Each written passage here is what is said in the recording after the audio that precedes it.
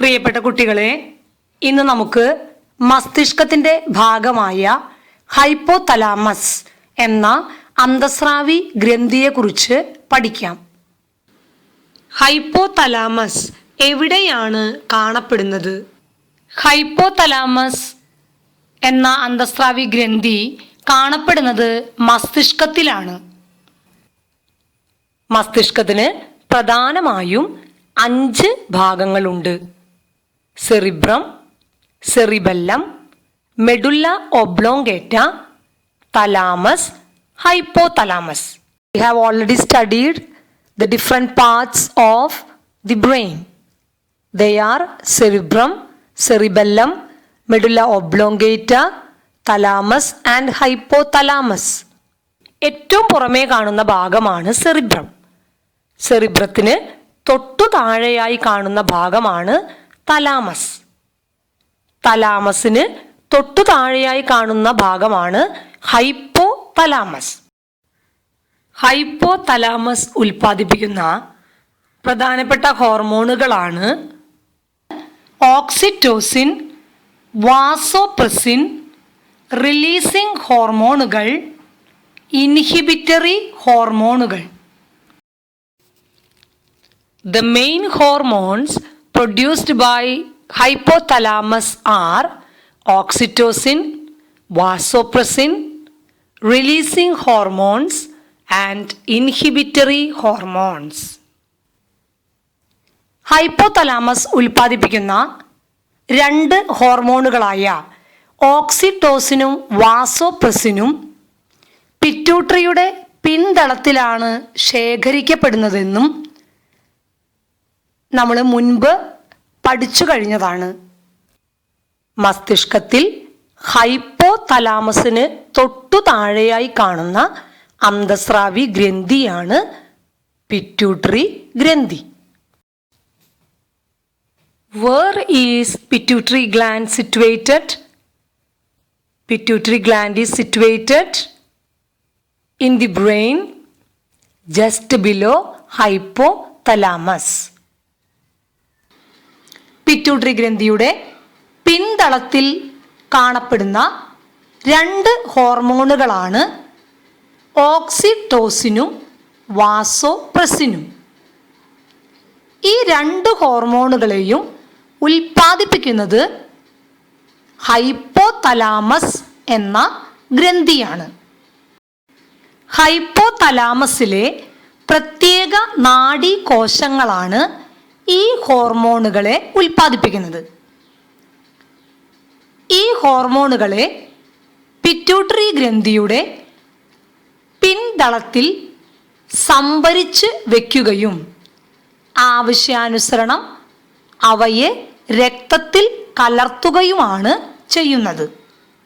What are the hormones seen in the posterior lobe of the pituitary gland? The hormones oxytocin and vasopressin are seen in the posterior lobe of the pituitary gland, and these hormones are produced by the special neurosecretory cells of the hypothalamus. ഇവ എങ്ങനെയാണ് pituitary ഗ്രന്ഥിയുടെ പിൻതളത്തിൽ എത്തിച്ചേരുന്നത്? സവിശേഷ നാഡീ തന്തുക്കളിലൂടെയാണ് hypothalamus ഉൽപ്പാദിപ്പിക്കുന്ന ഓക്സിറ്റോസിനും വാസോപ്രസിനും പിറ്റ്യൂട്ടറിയുടെ പിൻതളത്തിൽ എത്തിച്ചേരുന്നത്.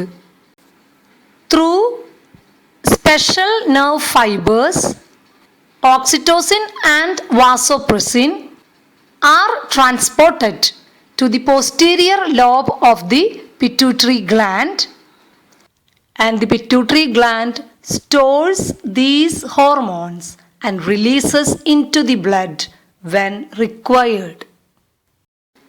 ഹൈപ്പോതലാമസിലെ പ്രത്യേക നാഡീകോശങ്ങൾ ഉൽപ്പാദിപ്പിക്കുന്ന ഹോർമോണുകളായ ഓക്സിറ്റോസിനും വാസോപ്രസിനും പ്രത്യേക നാഡീ തന്തുക്കളിലൂടെ പിറ്റ്യൂട്ടറിയുടെ പിൻതളത്തിൽ എത്തുകയും പിന്തളം അവയെ ശേഖരിച്ച് വയ്ക്കുകയും ആവശ്യമുള്ളപ്പോൾ രക്തത്തിലേക്ക് കലർത്തുകയും ചെയ്യുന്നു. So what is the function of posterior lobe of the pituitary gland?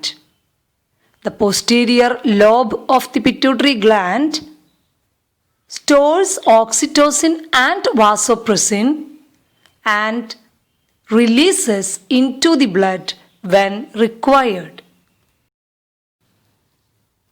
ഇനി നമുക്ക് ഓക്സിറ്റോസിൻ്റെ ധർമ്മത്തെക്കുറിച്ച് പഠിക്കാം.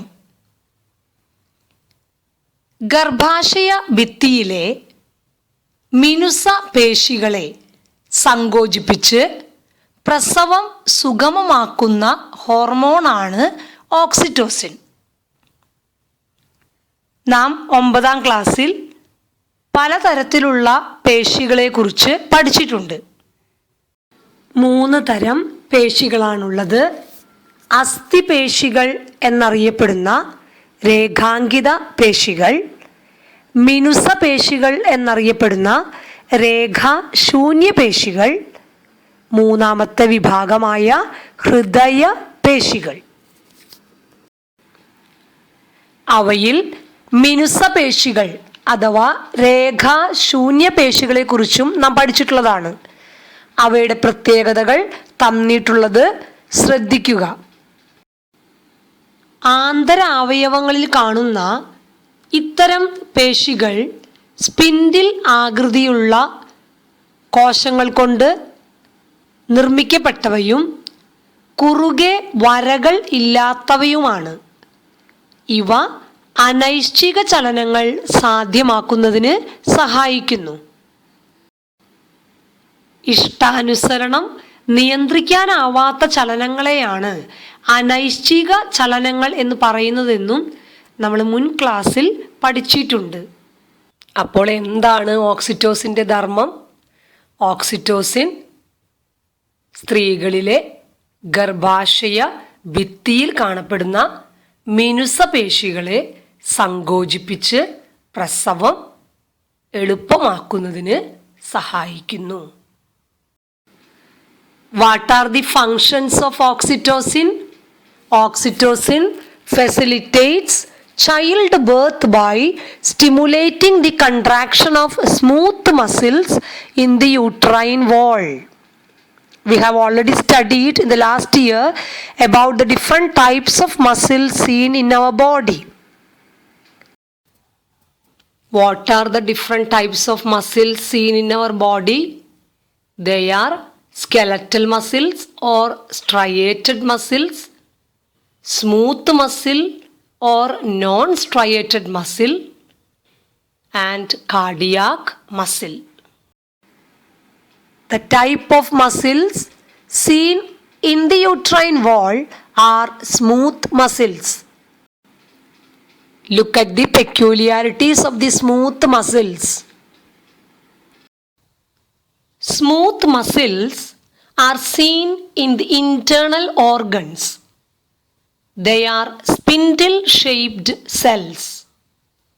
They have no striations and they make involuntary movements possible. What do you mean by involuntary movements?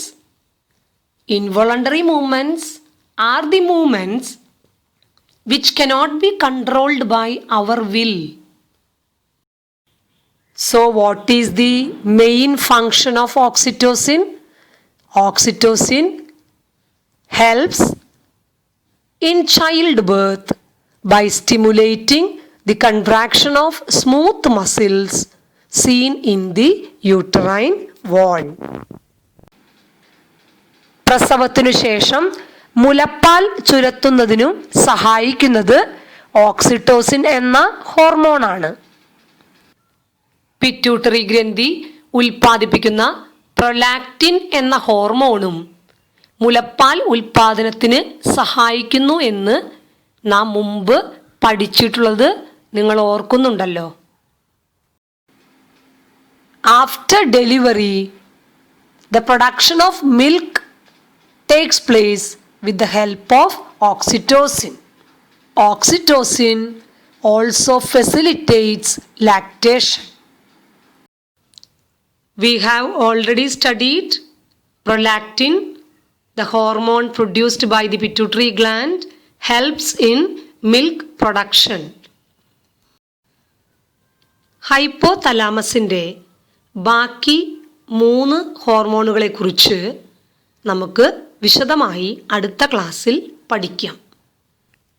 Okay, thank you students.